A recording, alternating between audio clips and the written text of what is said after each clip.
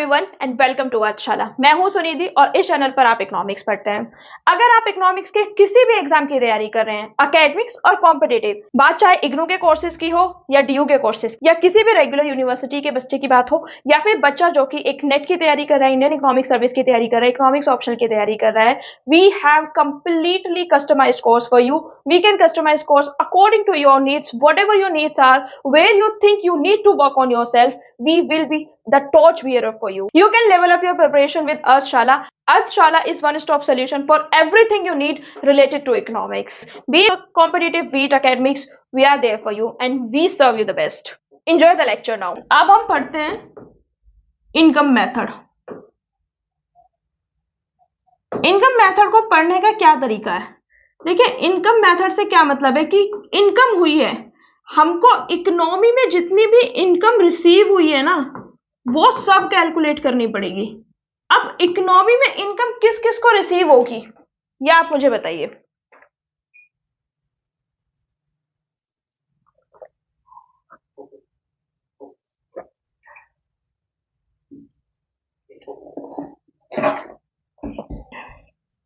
मैंने आपको क्या बताया था?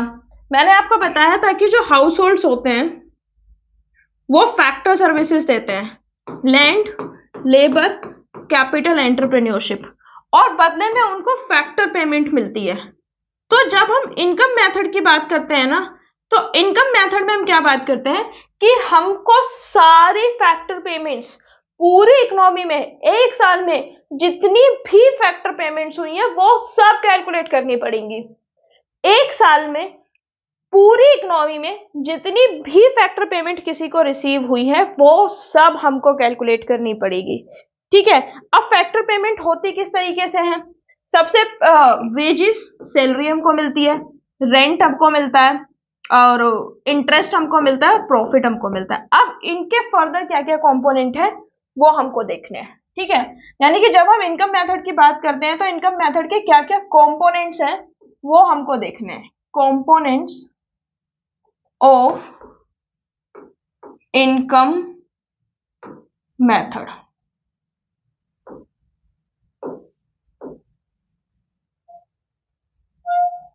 ठीक है, इनकम मेथड के क्या क्या कंपोनेंट है वो हमको देखना है। तो सबसे पहले आप ये देखिए पैसा किस किस को मिलता है। तो सबसे पहले जो कंपनी में एम्प्लॉइज होते हैं हम उनको पैसा देते हैं। सबसे पहले हम क्या करेंगे, एम्प्लॉइज को कॉम्पनसेशन देंगे, यानी कि जो भी वो काम कर रहे होंगे we will give them the compensation. Apart from that हमको क्या करना है, हमने एम्प्लॉइज को कॉम्पनसेशन दे दिया, what we will do, compensation of employees दिया, फिर हम रेंट एंड रॉयल्टी पे करेंगे।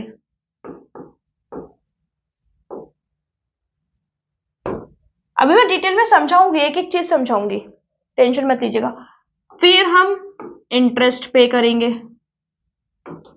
इसके बाद में हम क्या करेंगे, प्रॉफिट कैलकुलेट करेंगे। मैंने आपको बताया था 4 फैक्टर सर्विसेज होती हैं, लैंड, लेबर, कैपिटल, एंटरप्रेन्योर। तो जब हमने लेबर को हायर किया, हमने एम्प्लॉइज को हायर किया, तो हम उन एम्प्लॉइज को कुछ कॉम्पनसेशन भी देंगे, सैलरी के फॉर्म में दे, वेज के फॉर्म में दे। तो ये किसका पेमेंट है, लेबर की फैक्टर सर्विस का पेमेंट है। इसके अलावा मैंने आपको बताया था कि कुछ हमें लैंड भी मिलेगा। लैंड का क्या मतलब है कि जमीन मिलेगी, और जब हमें जमीन मिलेगी या कुछ रिसोर्सेस मिलेंगे तो हम उसमें क्या करेंगे, रेंट पे करेंगे। जिसकी जमीन होगी, ऑफिस आप रेंट लेके खोलते हैं तो आपको रेंट पे करते हैं। रॉयल्टी क्या होता है, रॉयल्टी आपका कुछ राइट्स होता है, आपने कुछ क्रिएट किया है और वो फिर आपको राइट मिल जाता है कि वो आपके अलावा कोई और प्रोड्यूस नहीं कर सकता है। फिर कैपिटल जिसने लगाई होगी, जिसने पैसा लगाया होगा, उसको हम इंटरेस्ट देंगे, और जो एंटरप्रेन्योर बना होगा, जिसने सारे फैक्टर्स ऑफ प्रोडक्शन अरेंज किए होंगे, उसको हम प्रॉफिट देंगे। यही हम डे 1 से पढ़ते हुए आ रहे हैं। अब हमको ये देखना है कि जो कॉम्पनसेशन ऑफ एम्प्लॉइज है उसमें हम क्या क्या देंगे। कॉम्पनसेशन ऑफ एम्प्लॉइज का सबसे पहले मतलब क्या होता है, कॉम्पनसेशन ऑफ एम्प्लॉइज का मतलब होता है वो अमाउंट जो हमने पे किया है किसी भी एम्प्लॉइज को। क्यों पे किया है, क्योंकि उन्होंने अपनी फैक्टर सर्विसेज हमको प्रोवाइड की हैं। Any amount we have paid to them for providing the productive services. Compensation of employees, compensation of employees जो है वो आपको 3 तरीके से मिलता है। सबसे पहले आपको मिलता है वेजेस इन कैश। कैश में वो सारे अलाउंस आते हैं जो आपको कैश में मिलते हैं। आपकी सैलरी हो गया, आपका बेसिक पे हो गया, आपका डियरेंस अलाउंस हो गया, आपका ट्रैवलिंग अलाउंस हो गया, उसके अलावा जितने भी अलाउंस आपको मिलते हैं वो सब वेजेस इन कैश में आते हैं। इसके अलावा आता है wages in kind. Wages in kind का क्या मतलब है? वेजेस इन काइंड का बहुत सिंपल सा मतलब है, what do we mean by wages in kind? वो सारी सर्विस, वो सारी चीजें जो आपको एम्प्लॉयर ने प्रोवाइड की हुई हैं, जैसे कि आपको let's say rent free home मिला हुआ है, free home, free accommodation. Let's say आपको आने जाने के लिए कार मिली हुई है, और लेट्स से आपके बच्चों का जो है वो एजुकेशन जो है वो फ्री है, because employer page for it. ठीक है, अब इसमें एक चीज का याद रखिएगा, वेजेस इन काइंड में वो सारी चीजें वेजेस इन काइंड में नहीं आएंगी जो कि किसी भी जॉब के लिए मैंडेटरी है। जैसे कि अगर यूनिफॉर्म पहनना किसी भी जॉब के लिए मैंडेटरी है और यूनिफॉर्म सरकार प्रोवाइड करा रही है, then it is not the part of cash wages in kind. Wages in kind केवल वो कंपोनेंट्स को इंक्लूड करेगा, केवल वो चीजें इसमें आएंगी जो कि आपका जिनके ऊपर आपका डिस्क्रिशन है। मतलब मेरी मर्जी है ना कि मैं सरकार के दिए हुए अपार्टमेंट में रहूं या मैं खुद का खरीद के रहूं या मैं खुद का बना कर रहूं, तो वो आपका एक डिस्क्रिशन जिसमें आएगा। लेकिन अगर आप ट्रेनिंग पर हैं तो आपके लिए कंपल्सरी है फिर वहीं पे रहना, then it is not counted in the national income. ठीक है, जो एम्प्लॉयज हैं जो यूनिफॉर्म पहनते हैं और जो एक ऐसा व्हीकल जो काम के लिए यूज होना है, they are considered as the intermediate consumption of businesses, they are not considered as the wages in kind. मतलब वो सारी चीजें जो मैंडेटरी हैं वो उनका कंजम्पशन है, वो उनका खर्चा है बिजनेस एंटरप्राइजेस का। इसके अलावा तीसरी जो चीज इसमें आती है वो आता है एम्प्लॉयज का contribution. Employers contributions, employers contribution to social security scheme. Social security scheme, इसका क्या मतलब है? इसका मतलब सीधा सा बहुत क्लियर है कि आपने लेट्स से कोई एक आपने सुना होगा ईएसआई की फैसिलिटी होती है, पहले प्रोविडेंट फंड की फैसिलिटीज होती थी। तो इसमें क्या होता था कि कुछ अमाउंट आप पे करते थे, कुछ अमाउंट आपका एम्प्लॉयर पे करता था, और जब आपका और एम्प्लॉयर का अमाउंट मैचअप होके वो आपको एक बेनिफिट मिलता था। ग्रेचुटी बेनिफिट भी इसमें से एक था। ठीक है, रेंट और रॉयल्टी, ये इसमें हमको 3 कंपोनेंट देखने के लिए मिले। रेंट और रॉयल्टी में क्या, रेंट क्या है? What is a rent? Rent वो पार्ट है नेशनल इनकम का which arises from ownership of land and building. जो लैंड एंड बिल्डिंग का ओनर है वो अपने लैंड को लीज कर सकता है, रेंट पे दे सकता है, बदले में उसको एक फिक्स अमाउंट ऑफ इनकम जो कि पहले से डिसाइड होगा वो हमको पे करना पड़ेगा। रेंट जो है वो बहुत दोनों होता है, एक तो एक्चुअल रेंट भी होता है और इम्प्यूटेड रेंट भी होता है, जो कि सेल्फ ऑक्यूपाइड प्रॉपर्टी, जैसे कि मैंने आपको वैल्यू एडिड मेथड में भी पढ़ाया था कि जो इम्प्यूटेड रेंट होता है वो हमें कैलकुलेट करना होता है। ठीक है, इसके अलावा ये है कि जो रॉयल्टी है, यानी कि ओनरशिप किसी के पास है और हमको वो यूज करने के राइट्स मिल जाते हैं, तो उन राइट्स के बदले हमको कुछ पेमेंट देना होता है। जैसे कि माइनिंग है, सरकार से हम माइनिंग के राइट्स लेते हैं लेकिन बदले में हम उसको फीस देते हैं। ठीक है, और आयरन ओर हो गया, नेचुरल गैस हो गया, तो वो सारी चीजें जिसके राइट्स हमें ओनर से लेने पड़ते हैं to use them further, they are considered as royalty, और वो रेंट एंड रॉयल्टी का पार्ट बनाते हैं। Now we have to see कि इंटरेस्ट में क्या आता है। इंटरेस्ट ये है कि अब लेट्स से बैंक है, बैंक ने लोन दिया, बैंक ने अगर लोन दिया बेटा, तो जब बैंक लोन देते हैं तो उसके बदले में उसको कुछ इंटरेस्ट भी मिला, कुछ ब्याज भी मिला।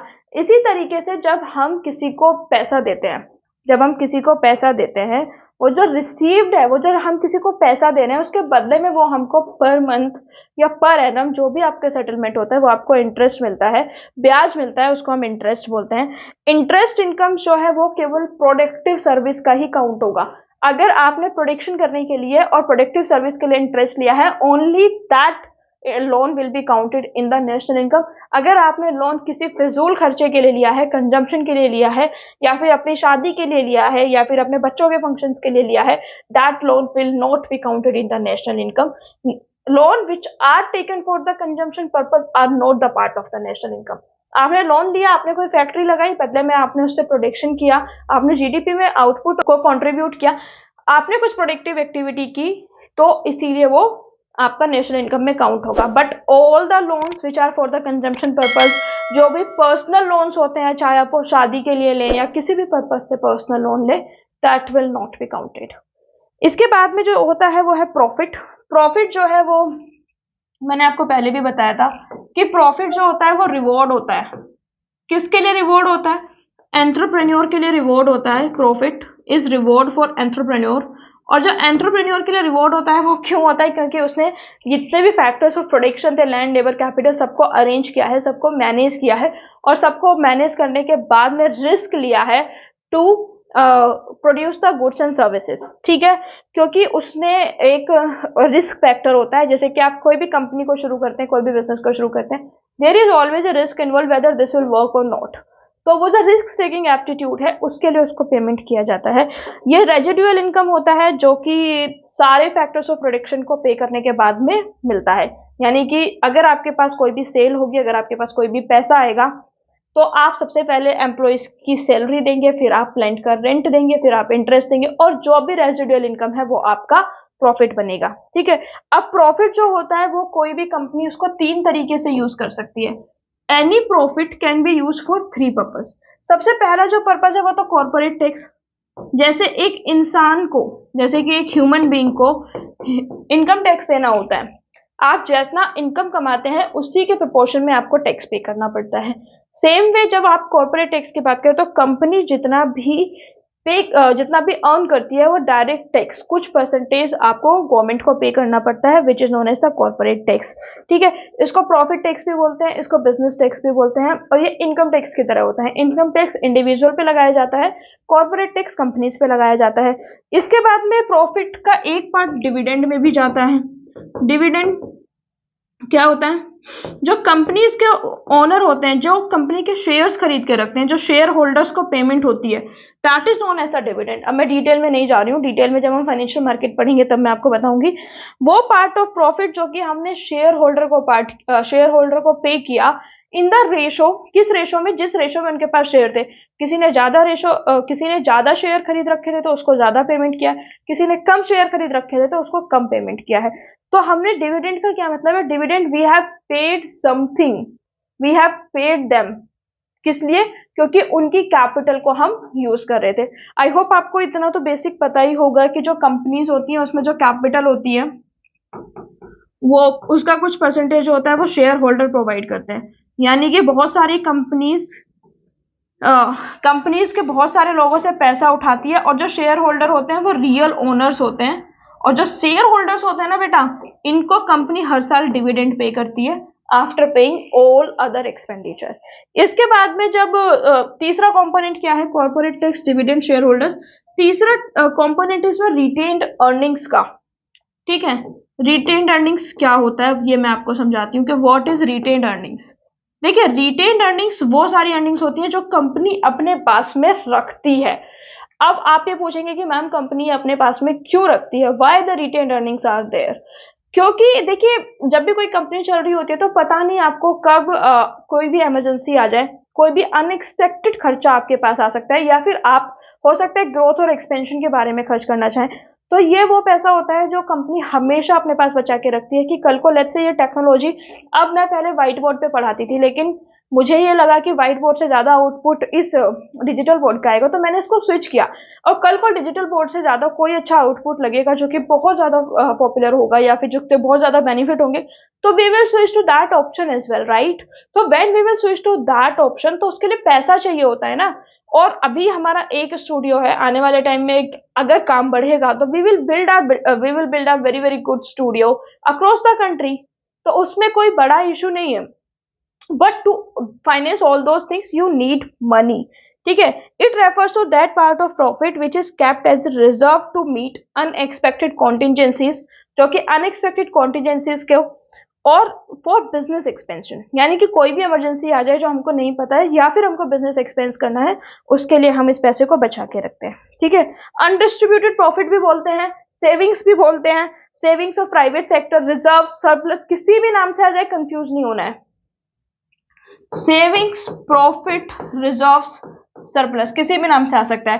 तो इन शॉर्ट अगर मैं बात करूं तो प्रॉफिट में क्या क्या आता है? प्रॉफिट में आपका कॉर्पोरेट टैक्स आएगा, प्रॉफिट में आपका कॉर्पोरेट टैक्स आएगा, प्लस डिविडेंड आएगा, प्लस रिटेन्ड अर्निंग आएगा। ठीक है,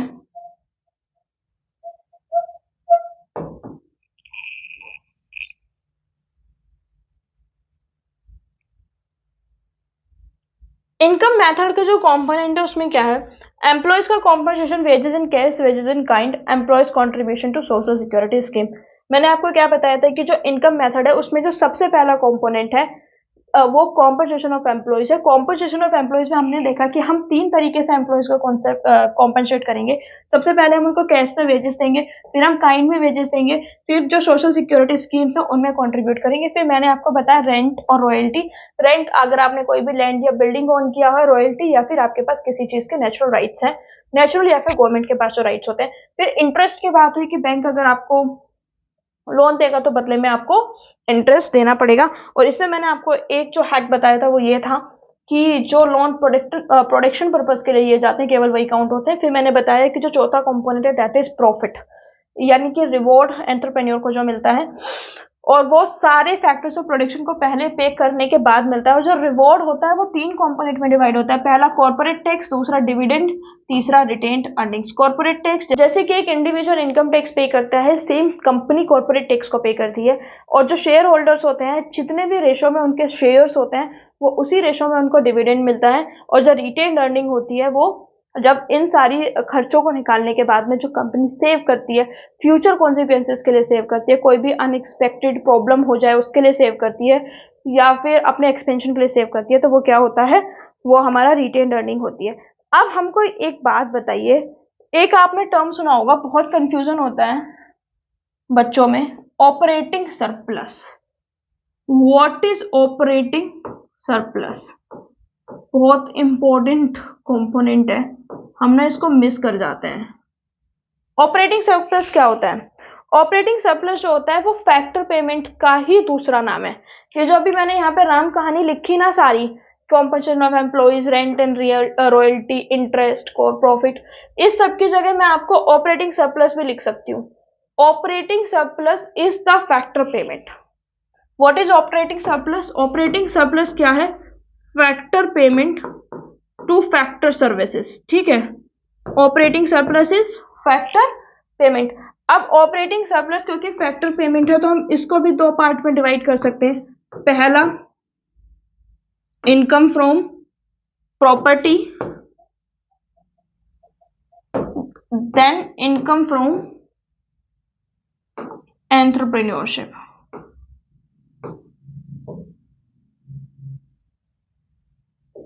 इनकम फ्रॉम प्रॉपर्टी का क्या मतलब है कि इसमें आपका रेंट आएगा, रॉयल्टी आएगी, इंटरेस्ट आएगी। इनकम फ्रॉम एंटरप्रेन्योरशिप का क्या मतलब है? इसमें प्रॉफिट आएगा। तो अगर आप देखें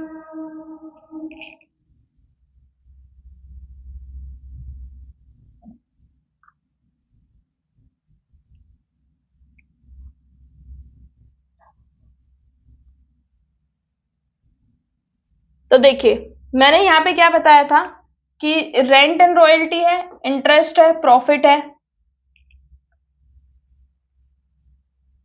रेंट, रॉयल्टी, इंटरेस्ट, प्रॉफिट। अब आप मुझसे पूछेंगे कि मैम इसमें हमने कॉम्पनसेशन ऑफ एम्प्लॉयज को क्यों नहीं काउंट किया, अगर ये भी फैक्टर पेमेंट है। तो जो हमने बात की कंपोनेंट ऑफ इनकम मेथड में, ऑपरेटिंग सरप्लस जो होता है ना, वो या तो आप किसी फिजिकल या फिर किसी इंटेलेक्चुअल प्रोडक्ट के ओनर है तभी आपको मिलता है, लेबर को नहीं मिलता है। यानी कि रेंट कब मिलेगा? जब आपके पास लैंड होगी। रॉयल्टी कब मिलेगा? जब आपके पास राइट्स होंगे। इंटरेस्ट कब मिलेगा? जब कैपिटल होगा। ठीक। प्रॉफिट कब मिलेगा? जब आपके पास एंटरप्रेन्योरशिप यानी कि इंटेलेक्चुअल ओनरशिप होगी। यानी कि operating surplus is another term used for factor payments. It refers to sum total of income from ownership of physical, financial और intellectual property, rent, royalty, interest and income from entrepreneurship, profit. ठीक है। Operating surplus जो होता है वो government और private दोनों sectors में होता है, और इसमें कोई भी जो गवर्नमेंट सेक्टर होता है वो जनरली काम नहीं करती, क्योंकि गवर्नमेंट सेक्टर जो होता है वो सोशल वेलफेयर के मोटिव से काम करता है। ठीक है, तो उसका बेसिक एम क्या होता है कि सोशल वेलफेयर हो जाए। अब अगर किसी क्वेश्चन में ऑपरेटिंग सरप्लस भी दे रखा हो, रेंट एंड रॉयल्टी और इंटरेस्ट भी दे रखा हो, तो आप क्या करेंगे, ऑपरेटिंग सरप्लस को कैलकुलेट कर लेंगे। ठीक है, ये बस इतना छोटा सा डिफरेंस है। इसके बाद में एक और कंपोनेंट होता है इनकम मेथड का, ऑपरेटिंग सरप्लस के अलावा एक और कंपोनेंट होता है जो कि आपने बहुत ज्यादा सुना होगा। देखिए, एक ऐसा इंसान है, आप समझिए कि आप किसी न किसी एक ऐसे इंसान को जानते होंगे कि एक ये एक इंसान है, ठीक।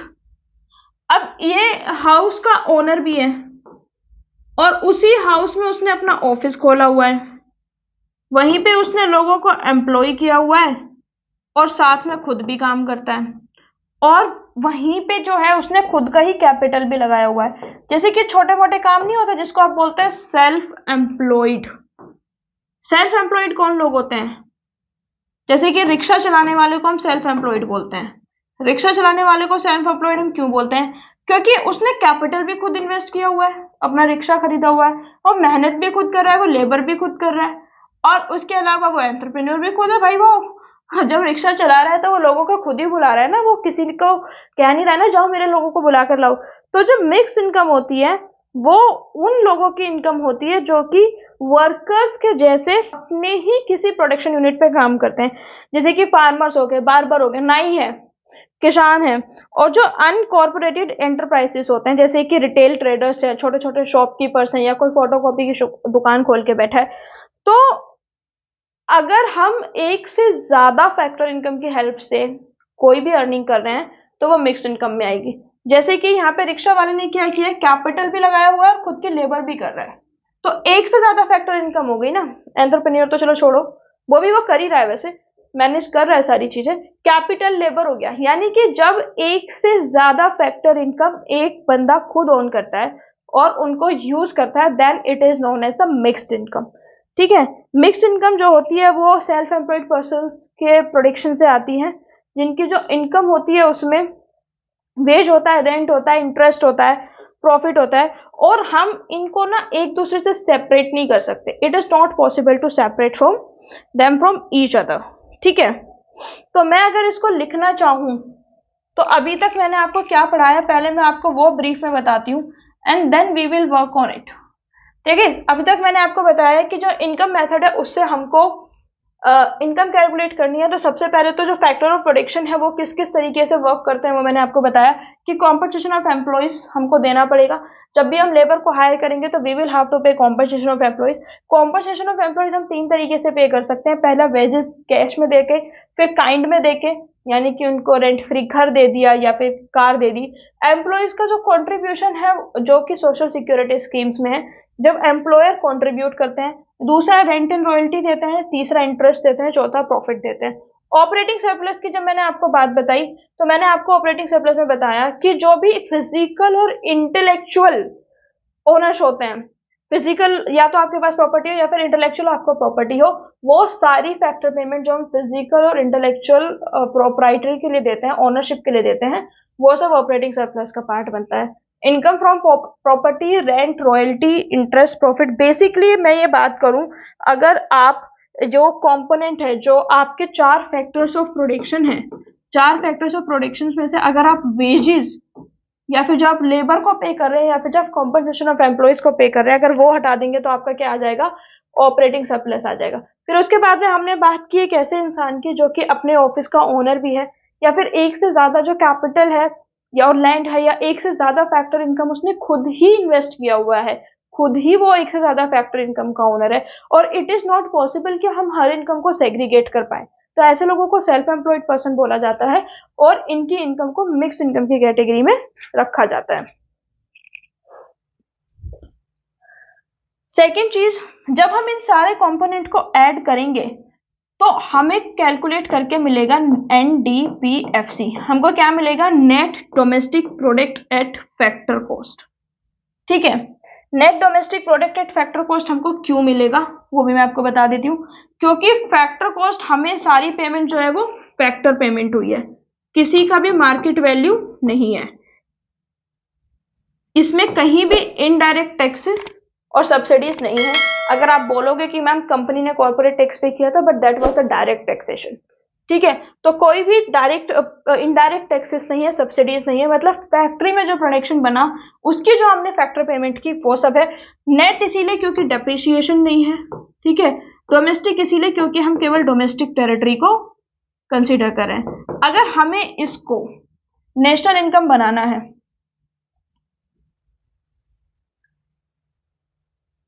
एनडीपीएफसी, एनडीपीएफसी को अगर हमको एनएनपीएफसी बनाना है,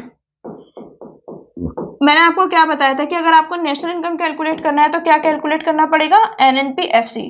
तो अगर आपको नेशनल इनकम कैलकुलेट करना है और डोमेस्टिक से नेशनल पे जाना है तो आप क्या करेंगे, इसमें net factor income from abroad को ऐड कर देंगे। अब बहुत सारे बच्चे कंफ्यूज हो जाते हैं, बहुत सारे बच्चे क्या करते हैं कि जब वो इनकम मेथड से निकालते हैं ना तो अभी वो जीडीपी एमपी लगता है, उनको लगता है कि ये सारी पेमेंट्स वगैरह कैलकुलेट करने के पास जीडीपी एमपी आएगा, पर ये गलत है। जीडीपी एमपी केवल आउटपुट मेथड में या और एक्सपेंडिचर मेथड में आता है। क्यों? क्योंकि उसमें मार्केट वैल्यू कैलकुलेट कर रहे होते हैं हम, लेकिन यहाँ पे हमारा एनडीपीएफसी आता है और एनडीपीएफसी को हमको एनएनपीएफसी में कन्वर्ट करना होता है, ठीक है। अब मैंने ये जितनी भी चीजें मैंने कहानी अभी आपको बताई है ना, सब बहुत क्रिस्प वे में मैं आपको समझाती हूँ ताकि एग्जाम में ना आप बहुत इजीली उसको कर पाए। तो सबसे पहले मैं बात कर रही हूँ एनडीपीएफसी, ठीक। एनडीपीएफसी, एनडीपीएफसी के 3 पार्ट होंगे, ठीक। सबसे पहला पार्ट होगा compensation of employees, compensation of employees. Second part क्या होगा, ऑपरेटिंग सरप्लस। थर्ड पार्ट क्या होगा, मिक्स्ड इनकम, ठीक है। कॉम्पनसेशन ऑफ एम्प्लॉइज के फर्दर क्या क्या कॉम्पोनेंट होंगे, क्या बताया था मैंने, wages in cash, wages in kinds, और इसके अलावा compensation of employees, wages in cash, wages in kind.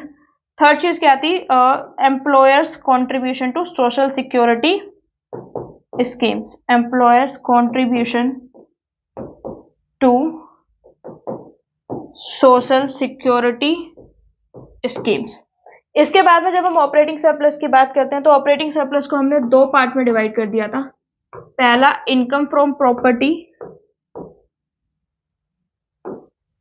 Income from property,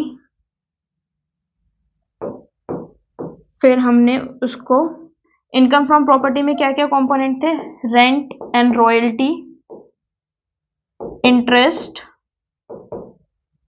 दूसरा क्या था, इनकम फ्रॉम एंटरप्रेन्योरशिप, यानी कि profits. Income from entrepreneurship, profits, इसके अंदर क्या था, corporate tax, dividend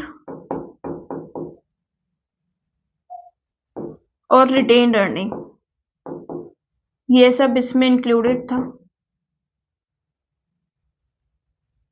apart from that जो मिक्स्ड इनकम थी, ठीक है, मिक्स्ड इनकम में क्या था, मिक्स्ड इनकम हमको एज इट इज काउंट करनी थी, ठीक है। एनडीपीएफसी आ गया। अब जब हमारा एनडीपीएफसी इस तरीके से कैलकुलेट करके आ जाएगा, अच्छा ये हमारा एनडीपीएफसी आ गया, इसमें हम प्लस करेंगे net factor income from abroad, और ये क्या आ जाएगा, नेशनल इनकम, एनएनपीएफसी। देखिए अब इसके जो न्यूमेरिकल्स होंगे उसमें क्या होगा, या तो हमको compensation of employees directly given होगा, डायरेक्टली गिवन नहीं होगा तो ये कंपोनेंट गिवन होगा, या फिर ये कंपोनेंट गिवन होगा, या फिर ये वाला कंपोनेंट गिवन होगा। ठीक है, ऑपरेटिंग सरप्लस गिवन होगा, ऑपरेटिंग सरप्लस गिवन नहीं होगा तो रेंट रॉयल्टी गिवन होगा, इंटरेस्ट गिवन होगा, टैक्स, डिविडेंड, रिटेन्ड अर्निंग और मिक्स इनकम। हमको क्वेश्चन में क्या करना है, हमको क्वेश्चन में इन सारे जो कंपोनेंट्स हैं, ये सारे कंपोनेंट्स को हमको आइडेंटिफाई करना है, आइडेंटिफाई करने के बाद ऐड करना है। That's the only thing we need to do. ठीक है, इतना आपको समझ में आया। अब हमको देखना है कि स्टेप्स क्या क्या होंगे। तो सबसे पहला स्टेप तो सेम होगा, इकोनॉमी को सेग्रीगेट करना है। इकोनॉमी को सेग्रीगेट करना है प्राइमरी सेक्टर में, सेकेंडरी सेक्टर में और टर्सरी सेक्टर में, और फिर हर सेक्टर का हमको आइडेंटिफाई करना है कि हर सेक्टर में कितना फैक्टर पेमेंट हुआ है। हर सेक्टर का हम फैक्टर पेमेंट को सेग्रीगेट करेंगे, और फैक्टर पेमेंट्स हमको सेग्रीगेट करना है, यानी कि हम एस्टिमेट करेंगे हर किसी को कितना फैक्टर पेमेंट मिला होगा। इसके बाद में उनको ऐड कर देना है, ऐड कर देंगे तो हमारे क्या आ जाएगा, एनडीपीएफसी। नेक्स्ट स्टेप में हमको क्या करना है, जो हमारा एनडीपीएफसी आएगा उसमें net factor income from abroad को ऐड कर देना है, तो वो क्या होगा, एनएनपीएफसी। ठीक है, आई होप इतना आपको समझ में आ गया होगा। बहुत सिंपल है, बहुत इजी है। इनकम मेथड में जितनी भी इनकम किसी ने अर्न की है, हमको डोमेस्टिक इनकम के कंपोनेंट्स को देखना है, कंपोनेंट्स को आइडेंटिफाई करना है और उनको ऐड करना है। जब हम कंपोनेंट्स को ऐड कर देंगे तो हम net domestic product at factor cost पे पहुंच जाएंगे, और डोमेस्टिक से नेशनल पे जाने के लिए हम net factor income from abroad को ऐड कर देंगे। अब हम बात करेंगे वो सारे प्रिकॉशंस की जो हमको फॉलो करने चाहिए। कब फॉलो करने चाहिए, जब हम इनकम मेथड की बात कर रहे हो। तो सबसे पहला जो है कि ट्रांसफर इनकम जो है, ये मैंने आपको बहुत पहले भी बताया था कि जो ट्रांसफर इनकम होता है वो यूनिलैटरल ट्रांसफर होता है, यानी कि उनके बदले में कोई भी गुड्स एंड सर्विसेज का प्रोडक्शन नहीं होता है। Scholarship, donation, charity, old age pension, window pension, ये जितनी भी चीजें हैं इनके बदले में कोई भी गुड्स एंड सर्विसेज जो है उनका प्रोडक्शन नहीं हो रहा है, इसीलिए हम उनको नेशनल इनकम में कैलकुलेट नहीं करते हैं, क्योंकि इनके बदले में कुछ भी प्रोडक्टिव एक्टिविटी नहीं हुई है। जो कि सेकेंड हैंड गुड की सेल हुई है वो हम काउंट नहीं करेंगे, क्योंकि सेम लॉजिक जो मैंने आपको पहले दिया था, पहले वाले टॉपिक में दिया था कि जिस ईयर में वो बना है ना, उस ईयर में वो काउंट हो गया है, उस ईयर में वो इनकम में भी काउंट हो गया है, उस ईयर में हमने उसकी फैक्टर पेमेंट कर दी है, तो इस ईयर में हमको काउंट नहीं करना है। लेकिन हाँ, उन सर्विसेज पर अगर किसी को ब्रोकरेज मिला है, कोई भी सर्विस या कमीशन फीस मिली है, तो वो आप पे करेंगे। इसके अलावा जो सेल्स, शेयर्स हैं, डिवेंचर्स हैं, और जितने भी फाइनेंशियल क्लेम्स हैं, जितने भी पेपर पे होने वाले ओनरशिप के क्लेम्स हैं, वो भी काउंट नहीं होंगे, क्योंकि उनके बदले में कोई भी प्रोडक्टिव एक्टिविटी नहीं हुई है, केवल टाइटल चेंज हुआ है, केवल फाइनेंशियल ट्रांजेक्शन से, केवल पेपर क्लेम्स है। विंडफॉल गेन्स क्या होता है, जैसे कि कोई भी इनकम आपकी लॉटरी से हुई है, या फिर आपने कोई भी रेस जीती, या आपको कोई भी प्राइज मिल गया जो कि आपकी परसिस्टेंट इनकम नहीं है, बस वो आपको मिल गया। विंडफॉल का क्या मतलब होता है, सडनली मिल जाने वाला कोई भी पैसा जो कि आपने लॉटरी में जीत लिया हो, ठीक है, हॉर्स रेस में जीत लिया हो, वो भी इंक्लूड नहीं होता है, क्योंकि इनके साथ भी कोई भी प्रोडक्टिव एक्टिविटी नहीं होती है। इम्प्यूटेड वैल्यू जो है सर्विसेज की, वो इंक्लूड होंगी। आपको क्या बताया था कि जो भी वैल्यू होगी, इम्प्यूटेड वैल्यू ऑफ सर्विसेज, जो कि अपने गुड्स एंड सर्विसेज को सेल्फ कंजम्पशन के लिए भी होंगी, जो कि कंपनियां करेंगी, वो इंक्लूड होगा। पहले मैंने बताया था कि जो हाउस होल्ड करेंगे वो इंक्लूड नहीं होगा, कंफ्यूज मत होना। आउटपुट मेथड में मैंने बोला था कि अगर घर में हम कोई भी सर्विस कर रहे हैं, हम घर का ध्यान रख रहे हैं, हाउस वाइफ ज्यादा काम कर रहे हैं, तो that will not B count. But अगर ऑफिस में जाके कोई क्लीनिंग कर रहा है, ऑफिस में जाके कोई खाना बना रहा है, ऑफिस में जाके कोई मेंटेन कर रहा है, तो दैट विल बी काउंटेड। यानी कि जो भी प्रोडक्शन यूनिट में सारी इंप्यूटेड वैल्यूज को काउंट किया जाएगा, जो भी सर्विसेज हैं जो कि ऑनर्स ऑफ प्रोडक्शन के द्वारा पे की जा रही हैं। पेमेंट्स जो कि हमने पास्ट सेविंग से की है, डेथ ड्यूटीज हो गया, गिफ्ट टैक्स हो गया, इंटरेस्ट टैक्स हो गया, वो भी इंक्लूड नहीं होता है। यानी कि हमने उसके लिए कोई पैसा नहीं कमाया है, हमारी पुरानी सेविंग्स थी, हमने उसमें से पेमेंट कर दी है, और उस पेमेंट का हमने जो पेमेंट किया है उसके बदले में कोई भी गुड्स एंड सर्विसेज का प्रोडक्शन नहीं हुआ है, तो वो करंट फ्लो में ऐड भी नहीं होंगी, और वो current flow of goods and services में ऐड नहीं होंगी, तो वो नेशनल इनकम में कैलकुलेट नहीं होंगी। आई होप आपको नेशनल इनकम बहुत अच्छे से समझ में आ गया होगा। नेक्स्ट क्लास में एक्सपेंडिचर मेथड को करेंगे। I really hope you enjoyed the lecture. आपको लेक्चर अच्छा लगा होगा। अगर आपने इस लेक्चर से कुछ भी नया सीखा है या आपका कोई भी कॉन्सेप्चुअल जो क्लैरिटी है वो बढ़ी है या कोई भी कॉन्सेप्ट क्लियर हुआ है, please like it, share with your friends, subscribe to the channel. Subscribe करने के बाद नोटिफिकेशन बेल को जरूर ऑन करें ताकि नेक्स्ट टाइम में जब भी वीडियो लेकर आऊं वो जल्द से जल्द आपको मिले। Until next time, thank you so much. Don't forget to like, share and subscribe. See you soon.